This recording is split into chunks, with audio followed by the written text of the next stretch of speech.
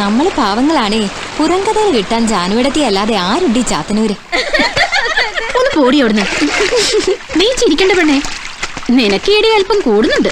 ഞാനും കേൾക്കുന്നുണ്ട് നിനക്ക് എങ്ങാണ്ടെന്ന് വന്നവനോടൊരു ഇളക്കം. ആശാന്റെ പുതിയ ശിഷ്യം വന്നേ പിന്നെ ആ രവിയെ നീ... അതെ, ഈ പ്രായത്തിലുള്ള എല്ലാ പെണ്ണുങ്ങൾക്കും തോന്നും മിന്നുന്നതെല്ലാം പൊന്നാന്ന്. ഈ ജാനുവടത്തേക്കും പണ്ടൊരു പറ്റിയതാണേ. ആ രവിക്ക് നിന്റെ കാര്യം പറയുമ്പോ 100 നാവാ. ജാനുവടത്തേക്ക് വേറെ ഒന്നും പറയാനില്ലേ? ഹാ, കാണാൻ പോകുന്ന പൂരം പറഞ്ഞറിയിക്കേണ്ട കാര്യമില്ലല്ലോ.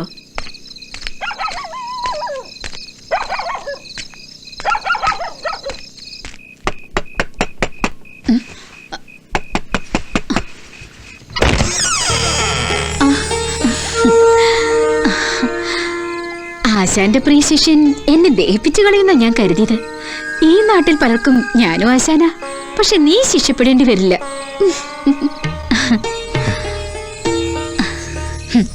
നീയൊരു നനഞ്ഞ പടക്കമല്ലെന്ന് കണ്ടപ്പോഴേ തോന്നിയതാ. കേറുവാ.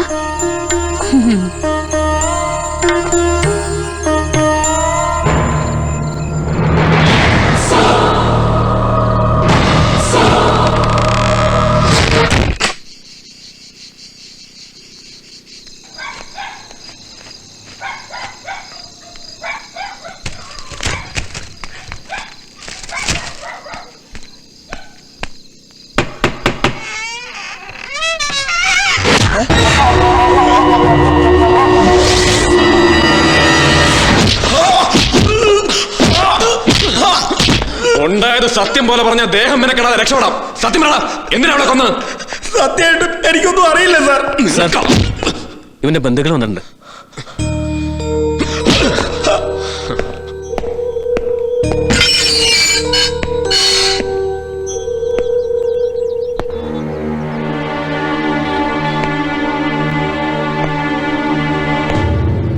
സാറേ, അവനവിടെ പോവാറുണ്ടെന്നാണ് നേരാ.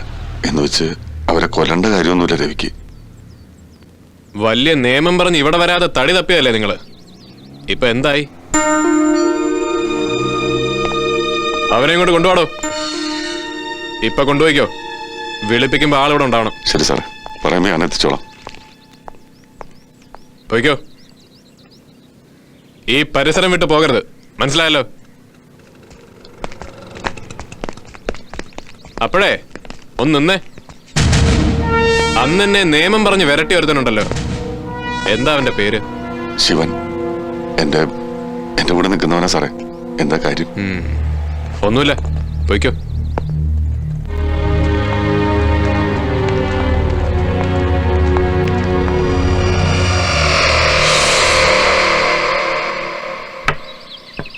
എന്നാലും അതിനിങ്ങനൊരു മരണം വരുമെന്ന് ആരും കരുതിയില്ല. കഴുത്തിലെ പാട് കണ്ടിട്ട് കൊലപാതകന്നാ പോലീസ് പറയണത്.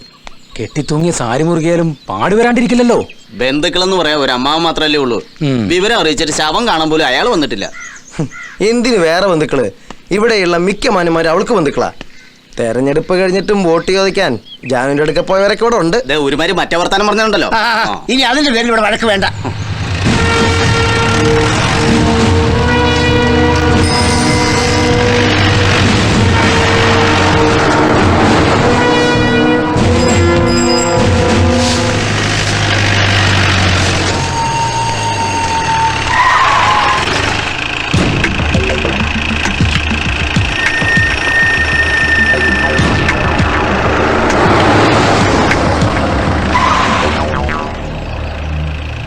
നിന്റെ പേരെന്താന്നാ പറഞ്ഞു?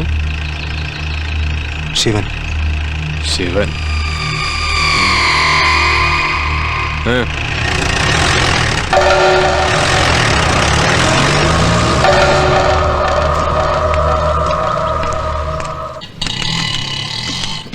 ഒന്നും ചൊരുക്കൂട്ടാന്ന് വെച്ചാൽ നടക്കൂല. ഓരോ ഉത്സവം കഴിയുമ്പോഴും മിച്ചം പിടിക്കണോണ്ട് ഓരോ തരി പൊന്നു വാങ്ങണതാണ് ആകെയുള്ളൊരു സമ്പാദ്യം. നാളെ അവളെ ഒരുത്തനെ പിടിച്ച് ഏൽപ്പിക്കുമ്പോ വെറും കൈയോടെ പറഞ്ഞയക്കാൻ പറ്റില്ലല്ലോ. ഞാൻ എത്ര തെരഞ്ഞെടുത്താലും അവൾക്ക് പിടിക്കില്ല. നമ്മളൊക്കെ പഴഞ്ചനായില്ലേ, അതാ ഇത്തവണ നിന്നെയും കൂട്ടിയത്. ഇത് അവൾക്ക് പിടിക്കും, ഉറപ്പാ.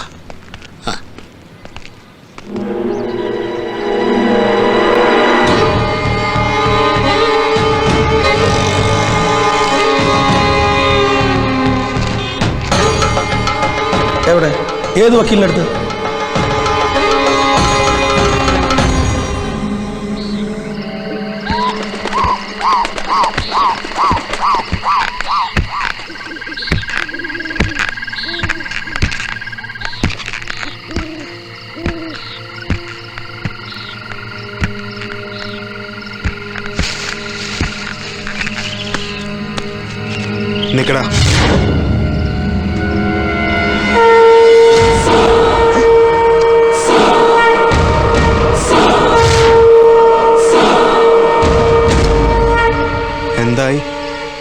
ഒടുവിൽ വക്കീലിനെ കണ്ടെത്തിയോ? തീർന്നടാ. ഇന്ന് രാത്രി കൂടിയേ ഉള്ളൂ നിന്റെ ഇവിടെ തടക്കി വാഴൽ. നേരം പുലരട്ടെ, അറിയിക്കുന്നുണ്ട് ഞാൻ നീ ആരാന്നെല്ലാവരെയും. എന്ത് ചെയ്യാനാ, ഈ നാട് എനിക്കങ്ങ് പിടിച്ചു. അതുകൊണ്ട് തന്നെ പെട്ടെന്ന് ഇറങ്ങാനും വയ്യ. നീ ഒരു വഴിമുടക്കിയാണെന്ന് തുടക്കത്തിൽ തന്നെ എനിക്ക് തോന്നിയതാ. നിന്നെ തളയ്ക്കാൻ വെടിക്കെട്ടുപുരയിൽ മരുന്ന് കടത്തി ഈ ചതുപ്പി താഴ്ത്തിയതും ഞാനാ. ആ SIയുടെ പിടിപ്പുകേട് കൊണ്ട് ജാനുവിൻ്റെ കേസിലും നീ രക്ഷപ്പെട്ടു. ഇപ്പതേ നിന്റെ ജീവനും എൻ്റെ കയ്യിലാണ്.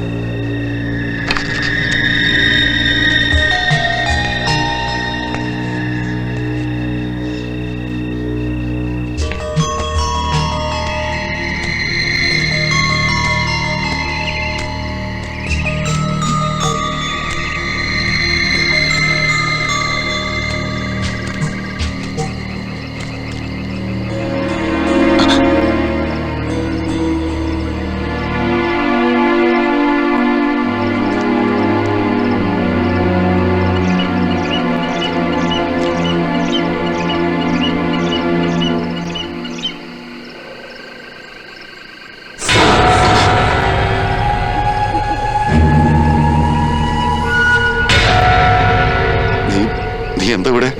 ഞാൻ വെറുതെ ഒന്ന് കാറ്റുകൊള്ളാൻ. എന്നെ കൊണ്ടൊന്ന് പറയിപ്പിക്കണ്ട. നീ കാറ്റുകൊള്ളാൻ കണ്ട സ്ഥലം വരണ്ട. നീ കണ്ട്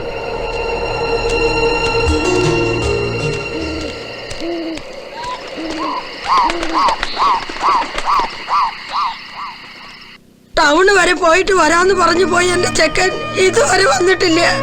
എടാ, നിങ്ങൾ എല്ലാവരും കൂടി തല്ലി കൊന്നു അവനെ. ചേച്ചി ഇവിടെ കിടന്ന് ബഹളം വെക്കാതെ വല്ല ബന്ധുക്കളുടെ വീട്ടിലും പോയി അന്വേഷിക്കുക. എന്നോട് പറയാതെ അവൻ എവിടെയും പോവില്ല.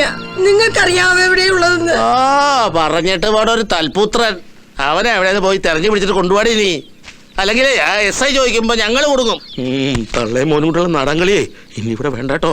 ദുഷ്ട, നീ അങ്ങനെ പറയൂ. അടിച്ചിറക്കിയതല്ലേ നീ ഞങ്ങളിവിടുന്ന്. ഈ കാലമാടൻ ഇവിടെ തല പൊക്കിയപ്പോ തുടങ്ങിയതാ എന്റെ കുട്ടിയുടെ സമാധാനക്കേട്. പോലീസ് പൊക്കിയ നാണക്കേട് മാറ്റാൻ അവനൊന്ന് മാറിയതാവും. 2 ദിവസം കഴിയുമ്പോ താനേ പൊങ്ങും. അമ്മ ചെല്ലും. പറഞ്ഞ നേരാ, നീ ചെല്ല്. ഞാൻ പോവാടാ. എന്റെ കുട്ടി മടങ്ങി വന്നില്ലെങ്കിൽ എന്ത് ചെയ്യണമെന്ന് ഈ ഭാർഗവിക്കറിയാം.